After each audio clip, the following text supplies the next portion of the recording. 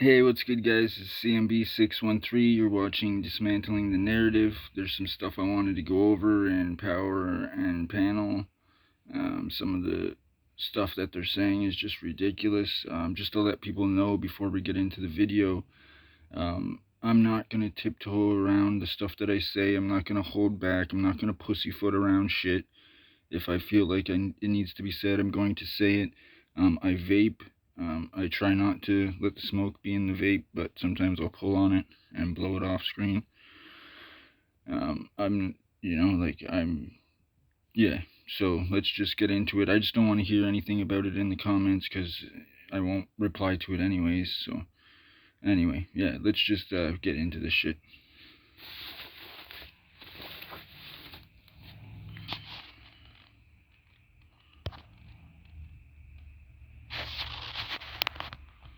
Some choice words for how the government is handling trade talks with the United States. Giovanni told Breitbart News that Canada is shooting itself in the foot by throwing an anti-American hissy fit over trade. Take a listen to some of what he told SiriusXM's Breitbart News Saturday.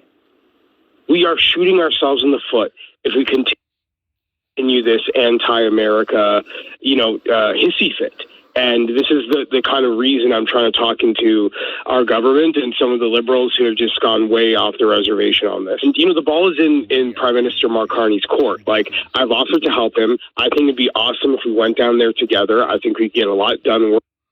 I think a big problem is a lot of people don't know how to get out of their feelings.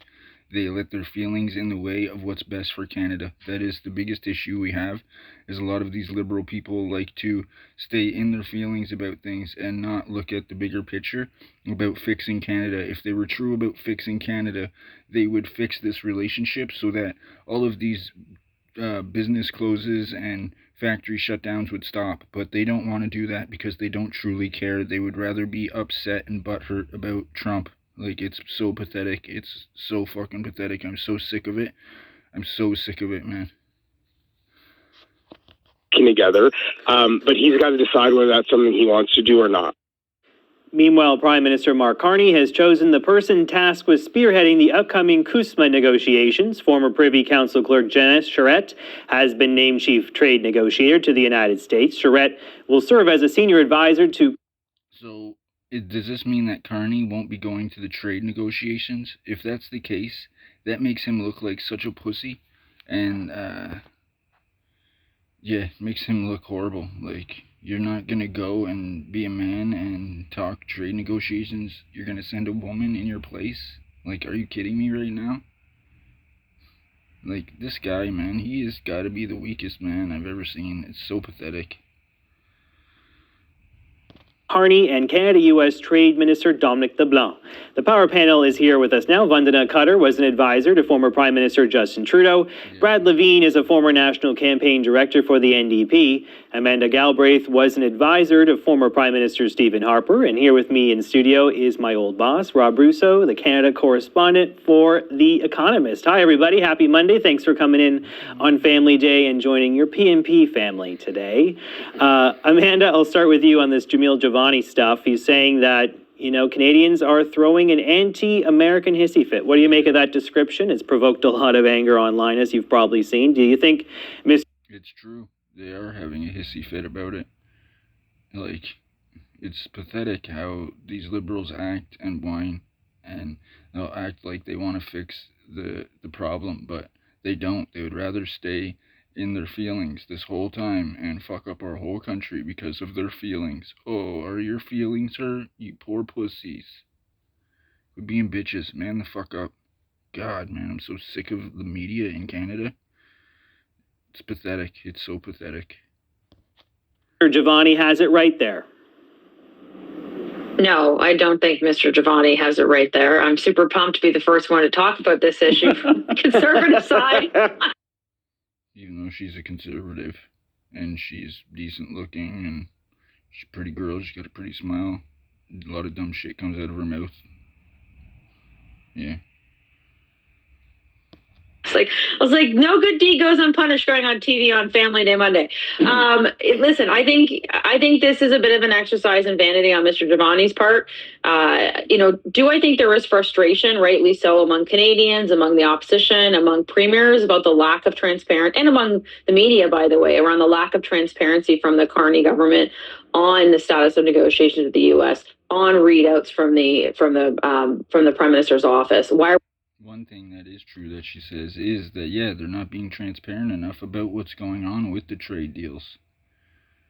Like, maybe Jamel Giovanni wouldn't have had to go and do this if they were actually transparent, but they don't want to show that they're actually not trying to advance the trade deal. They're just trying to stifle it and make it a big thing. Like, it's so pathetic, man. I'm so sick of it. Learning major announcements from U.S. outlets and not here. I do think there actually is some real concerns, right concerns about that. Would I equate that to an anti-American hissy fit? Absolutely not. I think if, these efforts were, I do believe Mr. Giovanni has connections there. It's very apparent. If he wanted to be a useful part of a negotiating strategy, then he could provide that information privately, not through Breitbart media.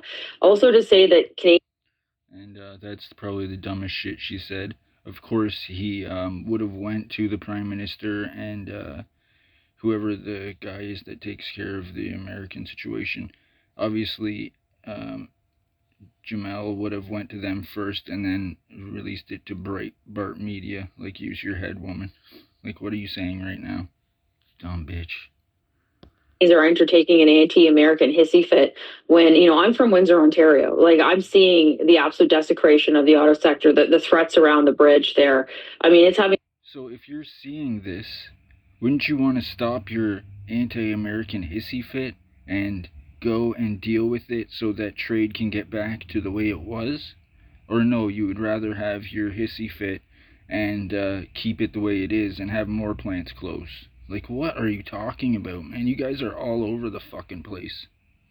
Real measurable impacts for people's jobs. It's not an anti-American hissy fit. And they're also happening in his riding, so his riding rather. So I think Mr. Giovanni needs to kind of take a beat here and really think through whether his political future in Canada wants to be reassured by being siding with the Trump White House versus Canadians. Yeah, Amanda, to Amanda's point, Vandana, I mean, there's a reason why some folks are having a, quote, hissy fit, right? You talk about the auto sector. Look at what happened in Ingersoll. Look what happened in Brampton. We've had 2 major plants close and literally thousands of people are out of work. The forestry sector has been obviously hard hit. The list goes on. There's a lot of reasons why Canadians are upset with Trump and his administration.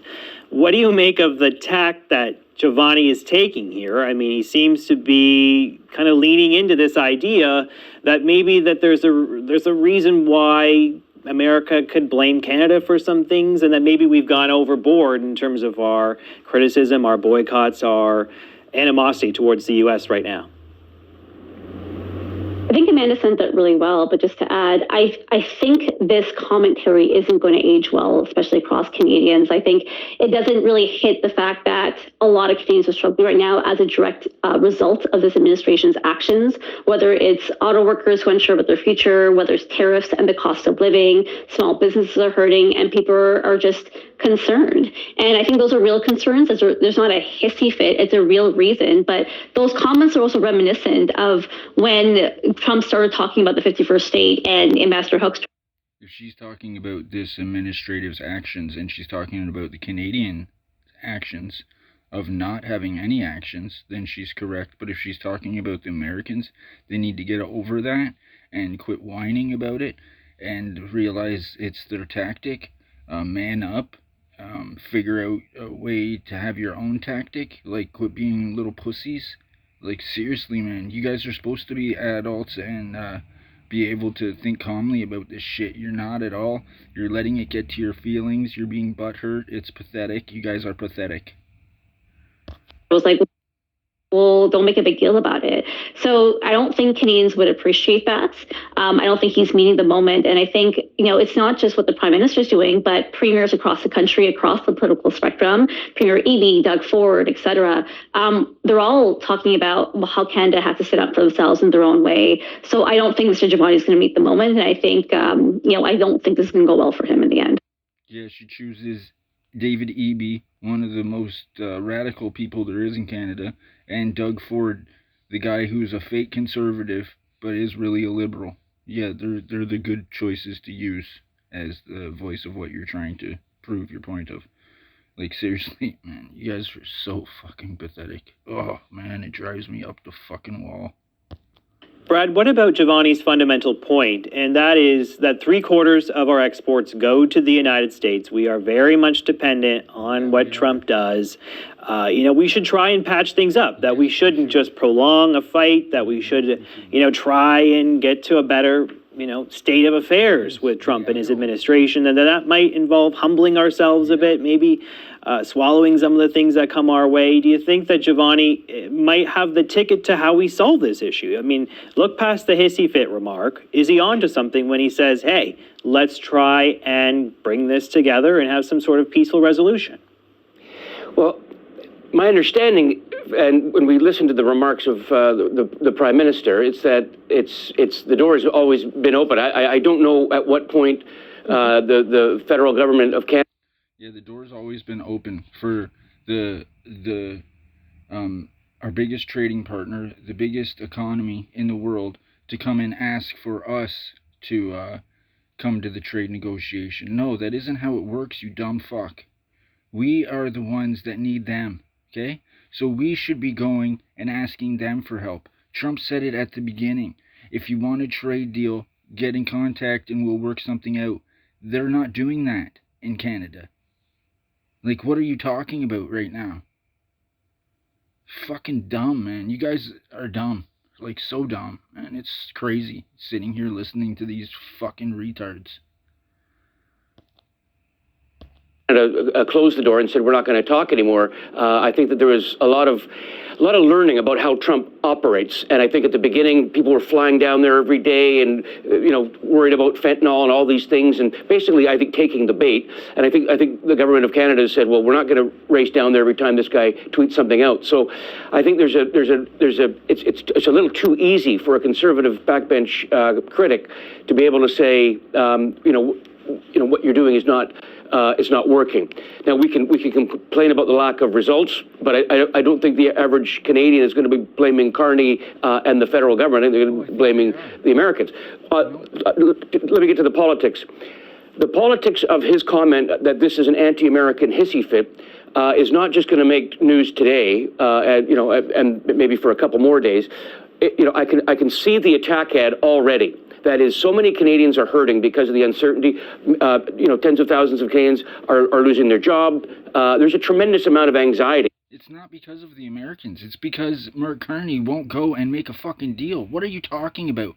Quit trying to blame it on America. Man up, man. Take responsibility. Fuck, get out of your fucking feelings, you pathetic losers.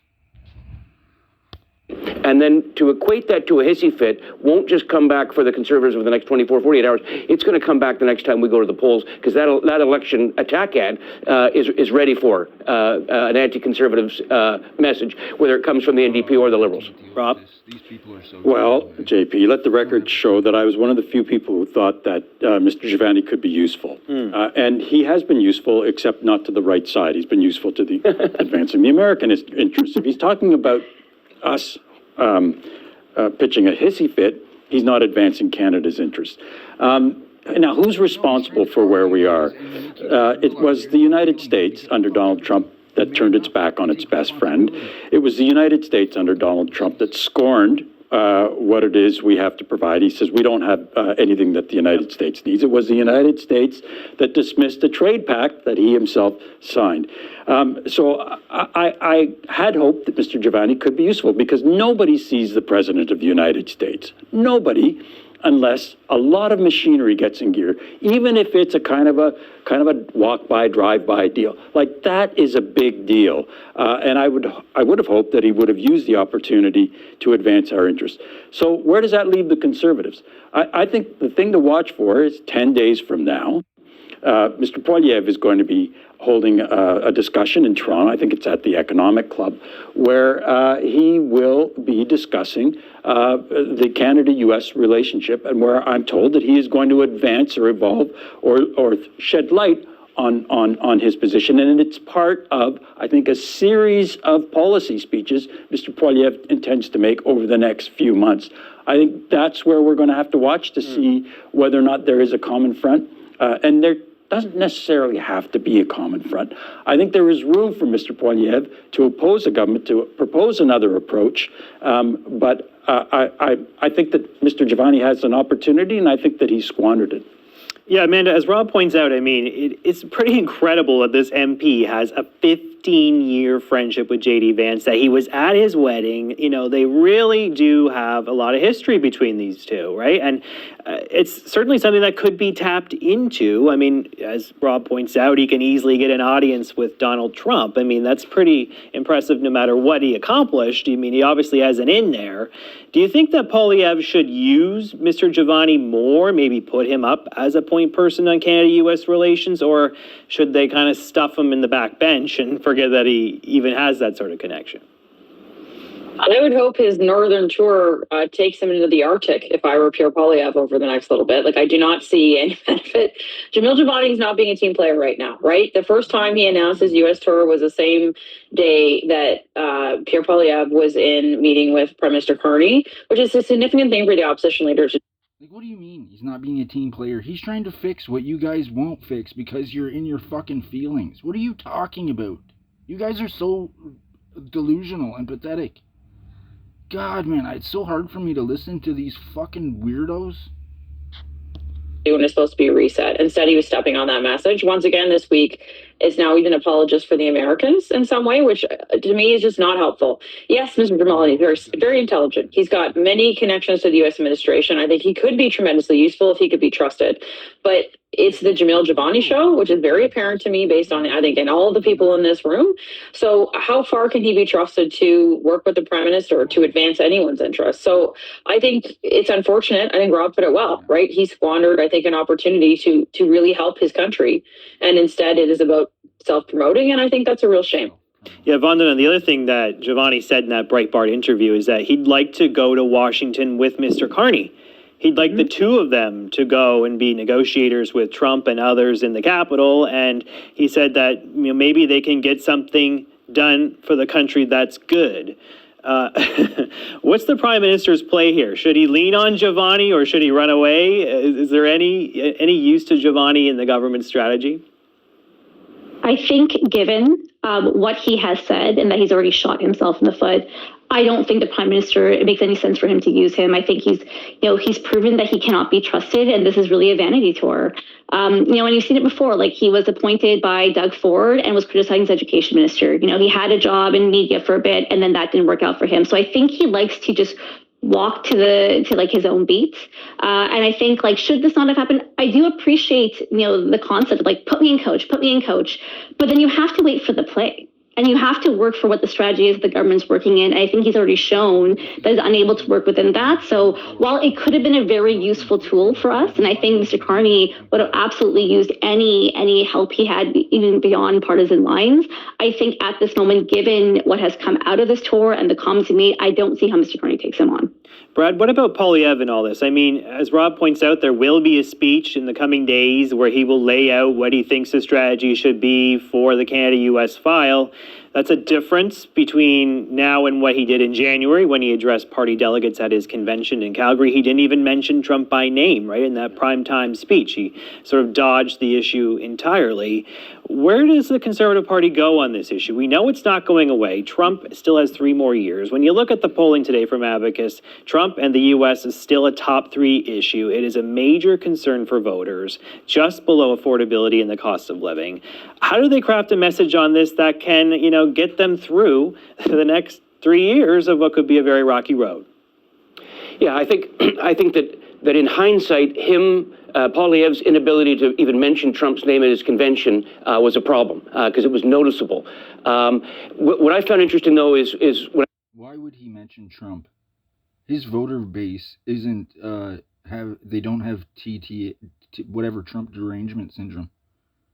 So he doesn't need to bring them up like you guys do.